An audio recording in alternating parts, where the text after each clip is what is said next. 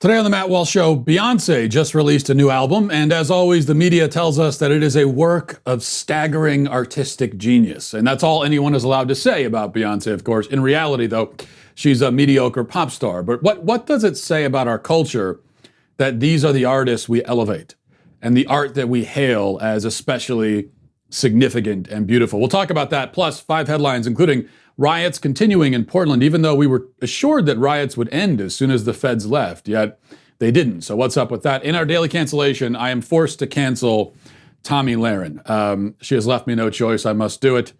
And that's all coming up on the show today. But first, the show today is brought to you by Rad Power Bikes. Listen, it's summertime. We all want to get out of the house. There's no better, no more fun way to do it than with an electric bike. You take my word for it. Actually, don't take my word for it. Try it for yourself. That's even better. Whether you want a new way to commute or to get around the city, want to get out in nature, even with your kids in tow, whatever your purposes are, why ever you're getting out, you've got to try Rad Power Bikes. It's a cross between a traditional bike and a moped, but it doesn't require a special driver's license like a moped would. You can go up to 20 miles per hour without pedaling. So you get out, get about, you can get wherever you want to go without getting all sweaty. And they're great for commuting. They're great for going out on the trail, for hauling groceries. As I said, transporting kids on the back, you can do that too. Unlike other e-bikes, they're actually affordable. Plus, to show appreciation for those that serve us, Rad Power Bikes is offering $100 off all e-bike purchases for active/ex-military, first responders, teachers, and students. The thing I love about Rad Power Bikes the most is that it's practical and also fun. That's the best of both worlds because as an adult especially, like to have fun, but there needs to be an element of practicality to it as well, and you can get that with Rad Power Bikes. Now, listen to this part. Rad Power Bikes offers flexible financing for as low as 0% APR, and right now, as a limited time offer, you can get a free accessory with the purchase of a bike. That's right, get a free gift of up to $100 off and free shipping to the lower 48 states. You can get all of that special offer, but you gotta text the word bike to 64,000. That's bike to 64,000. Text bike, B-I-K-E, to 64,000. Okay.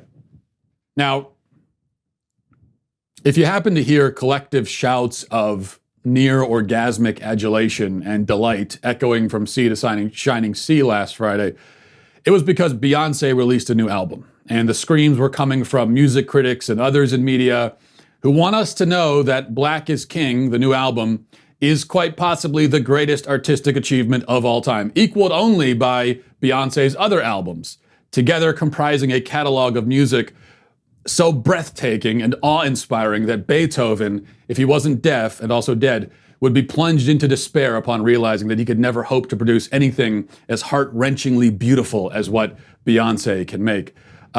This latest offering from Beyonce, released as a visual album on Disney Plus, their streaming service, as a companion piece to last year's rather abysmal Lion King remake, and also as a traditional album on iTunes, is, according to NPR, a, quote, sumptuous search for divine identity that, quote, resonates deeply. Critics of the New York Times were beside themselves with joy, using words like overwhelming and extravaganza, and comparing, I'm not making this up, comparing Beyonce to, quote, the rising sun. The AV Club exclaimed that the pop album inspired by Disney cartoon is an unfettered celebration. Mashable said that Beyonce is, quote, the only artist to exist at her level. She is, in their words, quote, magical. Phrases like a tribute to her artistry and supreme Black art have been wielded by these gobsmacked critics. Everyone seems to agree that Black is King is a masterpiece. Coincidentally, we were also told that her last album was a masterpiece, and the one before that, and the one before that, and all the rest of them, all the way back to her first album in 2003, which was also a masterpiece. The only possible exception was her fifth album, her eponymous fifth album, which was merely, according to one critic, close to a masterpiece. Well, I guess even the Queen has her off days, I suppose. The only thing more effusive than the praise that Beyonce receives for her music is the praise she receives for simply existing. An article in W Magazine written to defend her against charges that she doesn't write her own music insists that the pop star is, quote, an exceptional human being at everything she tries. And by the way, the defense is that she doesn't write her own music, but she is involved. Okay, and truly it takes an exceptional woman to be involved in the song that she is singing. Another article calls Beyonce an irreplaceable force for inspiring change. Elsewhere, she's called, quote, the greatest artist of the decade, and from a more timeless perspective, she has also been routinely called a goddess. The point is clear. Beyonce is an extraordinary artist, an extraordinary woman, an extraordinary human, and everything she does is equally as extraordinary. This is American society's official Beyonce position, and dissent will not be tolerated. Those few who do dare to commit the unspeakable sin of failing to squeal with delight every time Beyonce does or says anything at all are, we are told, racist. Fellow singer Lana Del Rey was forced to defend herself against racism charges after offering mild criticism of Beyonce a little while ago on Instagram, because according to the worshipful masses, you could not possibly have any reason to dislike any aspect of Beyonce or her music unless you simply hate all black people in general. And that is the only explanation, we are told. Or maybe not. Let me offer another potential reason to be slightly less enthused about Beyonce than the reverent critics already mentioned are. She's not that great. She is not a staggering genius, no matter how often we are instructed to view her that way. For better or worse, her music is rather run-of-the-mill pop fare. It isn't particularly innovative. It certainly isn't insightful. One of the most popular songs on her latest album, a jaw-dropping track and the best on the album according to Billboard, is called Mood Forever, the number 4, Eva, Mood Forever. And the lyrics are about what you'd expect from a song that uses a number in place of a word. Here's Beyonce's opening verse. I'll just give you I'm not gonna sing it, here are the lyrics. I know my enemies prey on me, so pray for me. Tick, tick, wait on it. I'm keeping down my body count. I'm finessing like a trap bounce, cause every day above ground is a blessing. I done leveled up now, view panoramic. None of my fears can't go where I'm headed. Had to cut 'em loose. Now I'm loose, break the levee. Yeah, I'm about to flood on 'em, flood on a sinner. The rain and thunder gone fall. Go Montumbo, no center. You can't dim my light. That song has 14 credited writers. Now, admittedly, it's practically Virgil in comparison to some of her past lyrics. Bow down, bitches, bow down, bitches, bow down, bitches, bow down, bitches, from the song Bow Down comes to mind. But it's very hard to see how this rises to the level of masterpiece. You could argue that her music, especially on this most recent album, is judged as much by the accompanying visuals as by the songs themselves. Fine. But the visuals are fairly standard for modern music videos. There's nothing very special about it. She's a good dancer, certainly, but even as a dancer, she isn't doing anything that other young pop divas can't do. Michael Jackson was a genius dancer because he redefined the art form and moved in ways that seemed almost physically impossible. He reinvented dancing. Beyonce is not doing that. She isn't doing anything remarkable. She delivers a product that is, visually and audibly, a perfectly acceptable entry into an already existent genre. Her dancing and singing are pretty good. Her lyrics and the messages they contain generally straddle the line between vapid and repugnant. In other words, she makes pop music. Nothing less, certainly nothing more. Now, I wish I could say that this attempt to turn the single ladies singer into pop's version of Michelangelo was merely dumb and annoying. It is both of those things, of course, but it's also more toxic than that.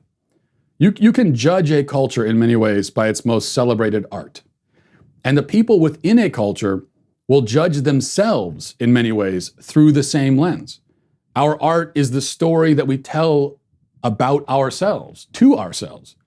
It's how we grapple with the problem of existence. It's how we search for deeper truths. There's a reason why art and religion have been inextricably tied since the dawn of civilization. Speaking of Michelangelo, the people of the 16th century in Italy, they could step into the Sistine Chapel, look up in wonder, and feel themselves and their spirits drawn into a beauty that was and still is truly transcendent. This is quite different from the experience modern Americans have when they listen to Beyonce sing, "Can you eat my Skittles? It's the sweetest in the middle," from the song Blow in 2013. Beyonce's music, like most pop music, is diverting and catchy at its very best. At its worst, it's so ugly and stupid as to induce despair. The point is not that our culture has no great art. That's not my point. Musicians of the last several decades have given us many authentic masterpieces, and geniuses in other mediums like film and television have produced art that will stand the test of time for sure. But the art we choose to elevate the highest and praise the loudest is the art that will influence us, and especially our children, the most, and define us, define our era. So I suppose it's appropriate that Beyonce claims that honor as the defining artist, because ours is an era that is loud and extravagant, but empty at its core, and not as impressive as it appears on the surface, like Beyonce. So if Beyonce is our queen, our empress, then someone has to say, the empress has no clothes.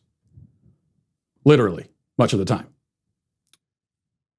Let's get to our 5 headlines.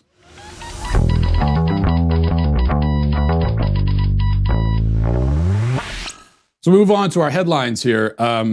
I want to tell you about our friends over at Bambi. You know, when running a business, HR issues can really kill you. It's one of the things that every business owner, I hear this from business owners all the time, this is one of the things, especially nowadays, it's going to cause a lot of problems for you. Wrongful termination suits, minimum wage requirements, labor regulations, just a lot of red tape. You don't know exactly, a lot of things you have to navigate. And HR manager salaries are not cheap either, an average of $70,000 a year. Bambi, spelled B-A-M-B-E-E, was created specifically for small businesses. You can get a dedicated HR manager, craft HR policy, maintain your compliance, navigate all the red tape, do everything you need to do, all for just $99 a month. So compare $99 a month to $70,000 a year, all right? Your dedicated HR manager is available by phone, email, real-time chat, whatever it is. I mean, this is your dedicated person, HR manager. From onboarding to terminations, they customize your policies to fit your business, and they help you manage your employees day to day, all for just $99 a month. Month to month, no hidden fees, cancel anytime. There's just no reason I can see if you're a small business to not look into this. Go to Bambi.com/Walsh right now to schedule your free HR audit. That's Bambi.com/Walsh, spelled BAMBEE.com/Walsh. All right, remember when we were told that the rioting in Portland was all in response to the presence of federal agents? Even though it started before the federal agents got there, it was still because of them somehow, it was their fault. And that as soon as they left, the rioting would go away. That's what we were told. Of course, many problems with that logic from the beginning. You would have to have the IQ of a spatula to have believed it to begin with. But if you do have the IQ of a kitchen utensil and you actually believed that the rioting would stop because law enforcement left, then this footage will be very shocking to you. Watch.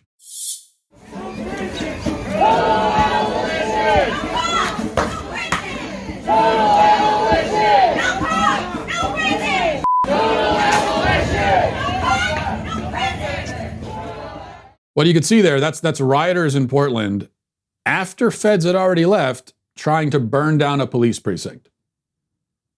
So I not very peaceful, not very peaceful. That's not exactly joining hands around a campfire singing Kumbaya. Now there was a fire, but it wasn't a campfire. So no, I think it turns out that when you have a lawless mob of criminals and you do less to enforce the law, you end up with more crime. Crazy how that works. Really shocking. Number 2, we begin, or not begin, we go now to a news story. This is a news story that doesn't really exist, I guess.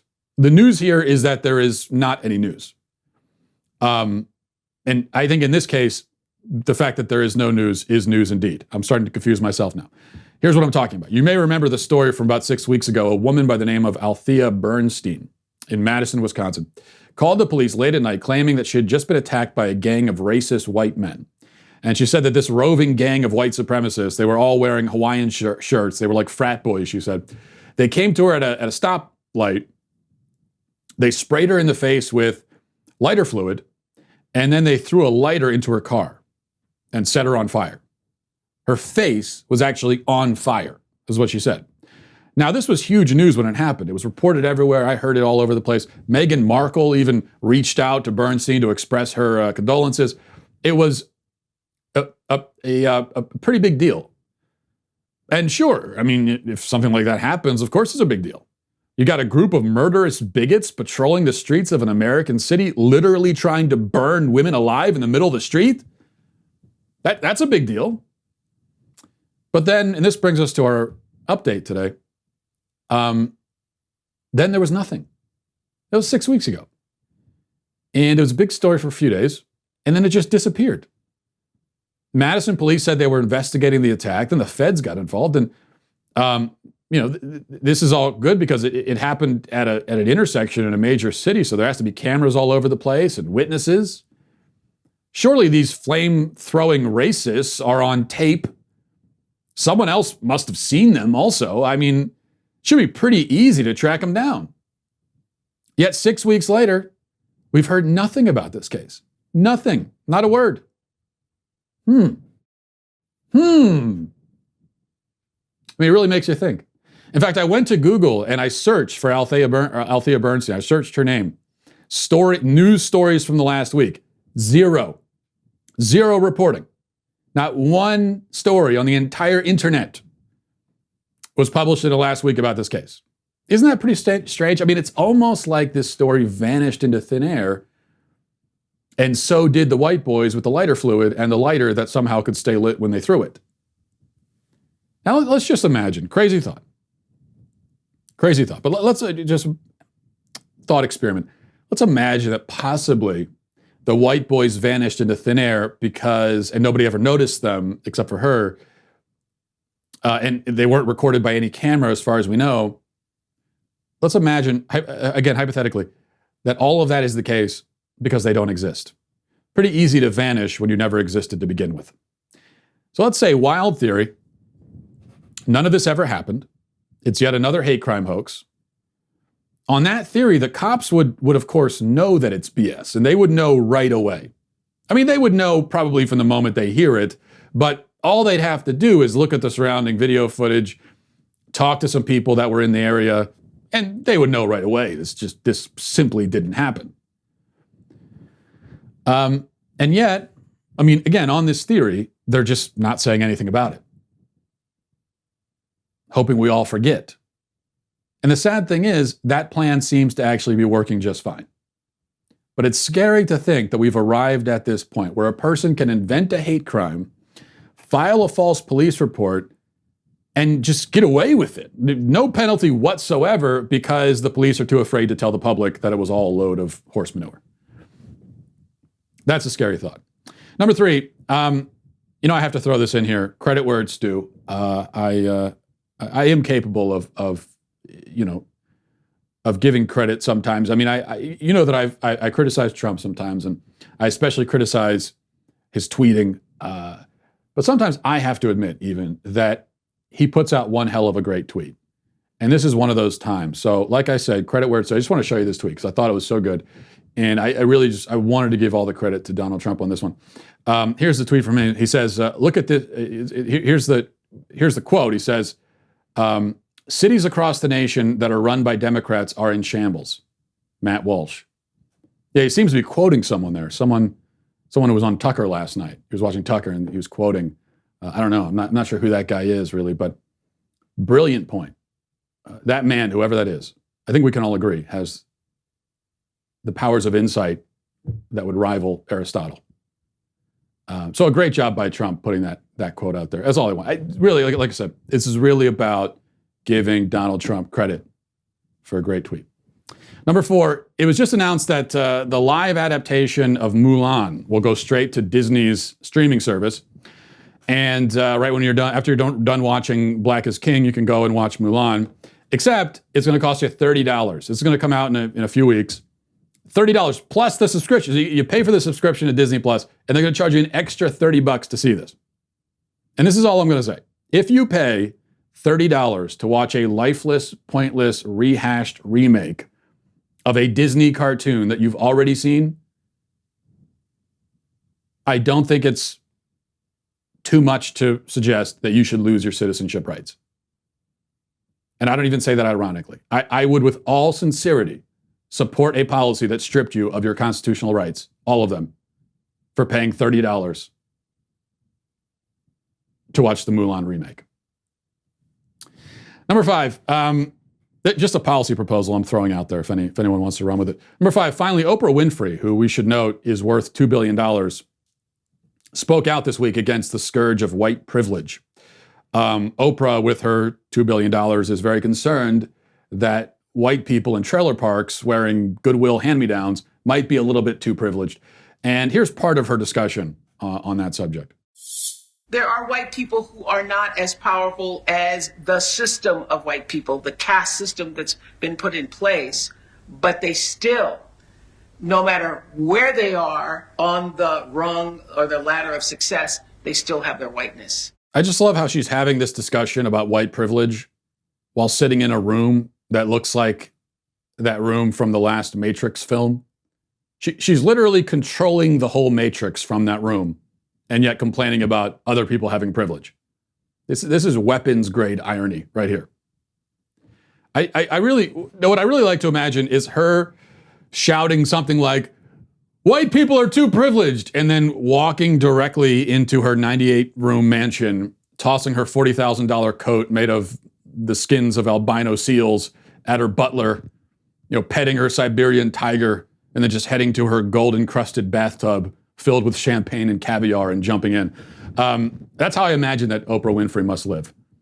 But yeah, really Rick and Maureen down the street driving their minivan to Home Depot on a Saturday, stopping at Ruby Tuesdays for their early afternoon special on the way back. Those are the people that are privileged, not Oprah Winfrey. Those people, sure. Yeah, we make a joke out of it, but it's because it is a joke. You see the farce that this white privilege concept has become. That now even the richest woman in America, one of the richest in the world, is complaining about other people having privilege. It's just fantastic. Okay, speaking of fantastic, now we're going to go to our daily cancellation. And for our daily cancellation today, I'm afraid that I have to cancel Tomi Lahren. Now, I used to work with Tomi, full disclosure. We were both over at the Blaze for a while. We were in different states, so it's not like we collaborated closely together. But I went on her show a few times, and it was great. And so this cancellation is nothing personal, but it must be done. Because nobody escapes the wrathful gaze of the daily cancellation. You know that by now. Even my wife and kids don't. Nobody, no mortal.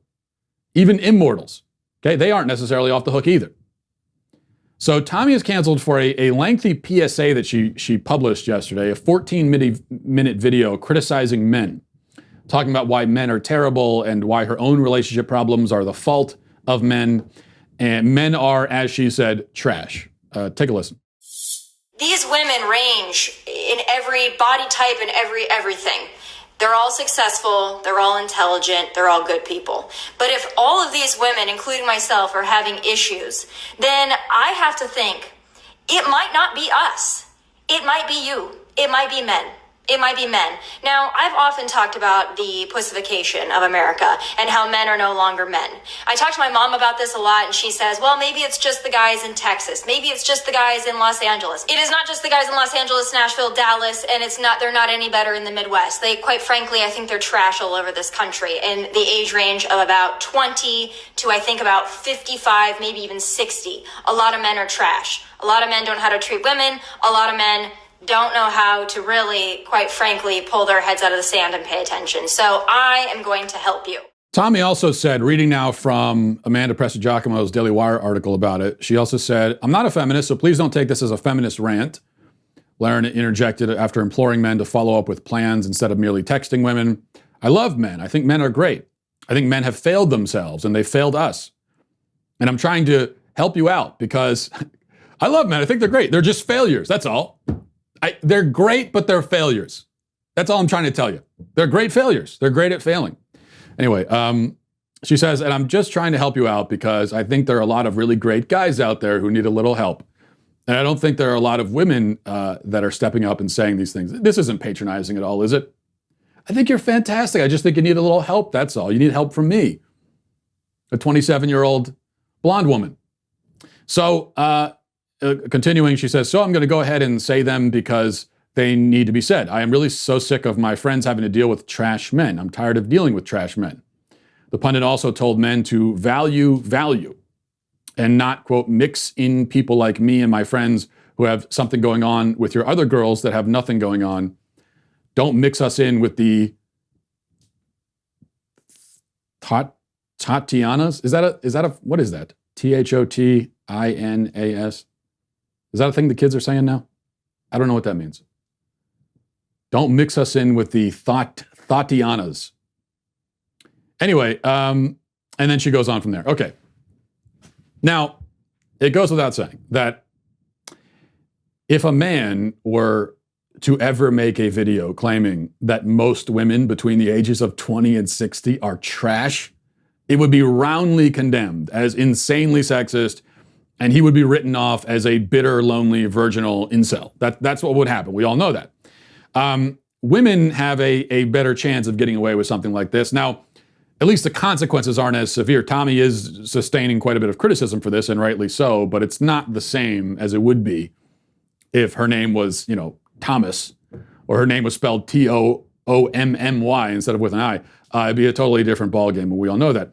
Now, yes, it's true that men have issues in this culture. It's true that many men are not living up to their calling as men, are not fulfilling their masculine duties. It's true that some men are soft and pathetic and rather wimpy. It's true that some men would rather lay around the house all day playing video games than actually go out and live a real, active, assertive life. All of that is true. And you could argue that all Tomi was doing was pointing these things out, but there are two problems. Number one, first problem is this. We get it, okay? We really do. We all know this stuff about men. We've heard it a million times. Men are lectured constantly, everywhere, by everyone, always. Men are lectured at in school, at work, in their homes, on TV, at church. You'll notice, speaking of church, and I'm certainly not the first person to have noticed this, that Mother's Day sermons at church are usually about how wonderful and amazing and underappreciated mothers are, while Father's Day sermons at churches are often focused on how men need to step up and do a better job. Okay? And that's the dynamic in the culture that we get. So we get it. We've heard it. That doesn't mean we never need to hear it again, or that it never needs to be said again, but it does mean that if all you have to offer is the same old tired lecture without any additional insight, with nothing unique to add into it, then just don't bother. Save your breath. Save your energy. Because once again, we've heard it. We know we get it. I promise you. Number two, women are not innocent in this. They aren't even more innocent than men. It's more than just, women have faults too. No, it's women are just as bad. They're just as guilty. They're just as culpable. Okay? You want gender equality, right? Well, here it is. Enjoy. Gender equality means that if there's a problem in relations between men and women, you don't get to just assume that it's all a man's fault. Because when you do that, what you're essentially saying is that, this is all entirely up to the man. I mean, he has the lead and he's in charge. And so if things go sideways, it's going to be his fault. That's the only way. The only way you could put all the blame on men is by saying that men are totally in charge and should be. And so that whenever things don't work out, it's going to be their fault. But something tells me that that's not Tomi's perspective. Something tells me that Tomi is not someone who would say that women should always be submitting to the leadership of men. Could be wrong, but I'm guessing that's not her position. And if it's not your position, then you don't get to put all the blame on men, or even most of the blame on men, or even 51% of the blame on men. It is 50-50. Because guess what? I know, you want to talk about anecdotal evidence here, I know plenty of great guys who've had trouble finding women. Trouble finding women who are not, to use Tomi's phrase, trash. And do you know why they've had trouble?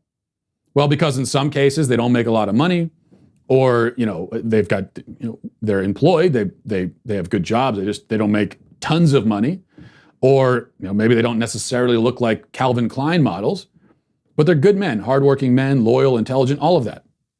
Sometimes, I know men like this, I think we all do. They've had trouble finding a woman because in their experience, Women will find superficial and materialistic reasons to turn away men who definitely are not in any way trash. So this is a knife that cuts both ways. And here's the thing.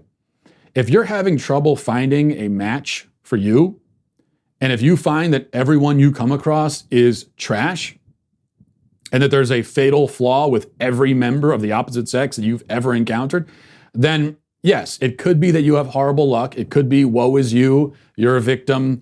This is all everybody else's fault and not your own. That's possible. You could keep getting stuck with duds through no fault of your own. You could keep reaching your hand into the barrel of apples and taking out a rotten one by accident. Maybe, sure. But it's quite possible, and I would say even likely, and in fact quite probable, that the problem is at least partially you. It's quite likely that some of those men who you dismissed as trash actually aren't trash, but you tossed them aside as trash because they failed to meet your expectations in some relatively unimportant area. You might even say you tossed them aside as trash for trashy reasons. It's quite possible that many of the trash men actually are trash, but there's something about you and your personality that attracts those kinds of people. Those are all possibilities too. And so if I was in this spot, and which I'm not, and believe me, here's the other stipulation I'll make, is that anyone who's single, man or woman, in this culture, God be with you. I have nothing but sympathy for you. And I thank God every day that I'm not. Okay, I couldn't be happier to be married. So, but even so, if I was in that spot and I found that I'm looking for a woman, but every woman I meet is horrible and selfish and materialistic and a bimbo and all this stuff, then I'm going to start to think to myself, I think there's going to be a moment where I really stop and I think, what am I doing wrong here?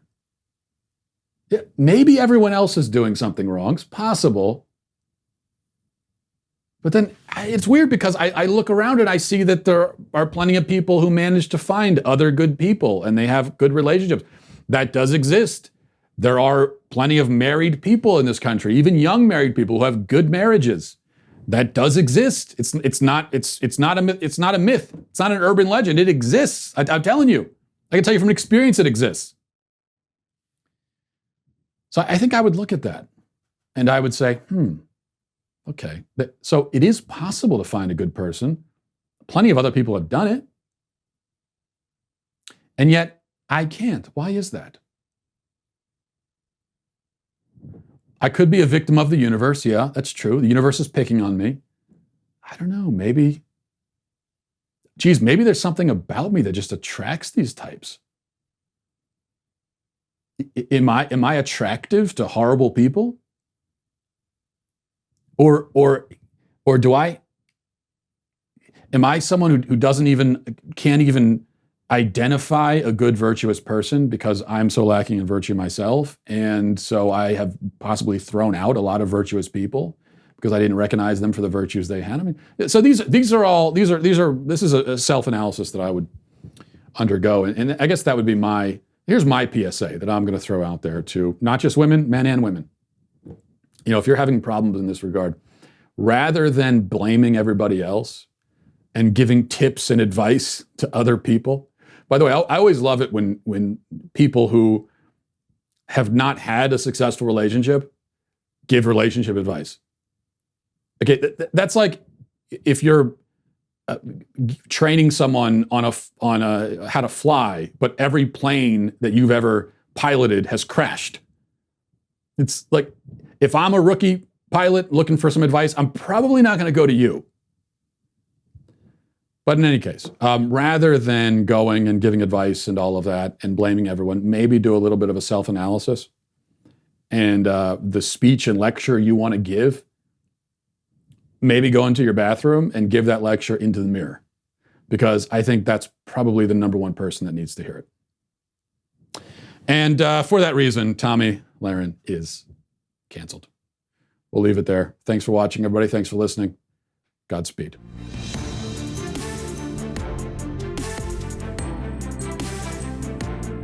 The Matt Walsh Show is produced by Sean Hampton, executive producer Jeremy Boring. Our supervising producers are Mathis Glover and Robert Sterling.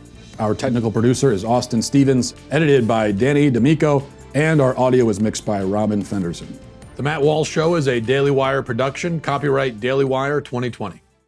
Joe Biden forgets about his cognitive decline. Billionaire Oprah Winfrey tells poor white people that they have a whole lot of privilege. And Millard Fillmore gets canceled 170 years after the Compromise of 1850. Shocking, shocking stuff. Plus the mailbag. Check it out on The Michael Knowles Show.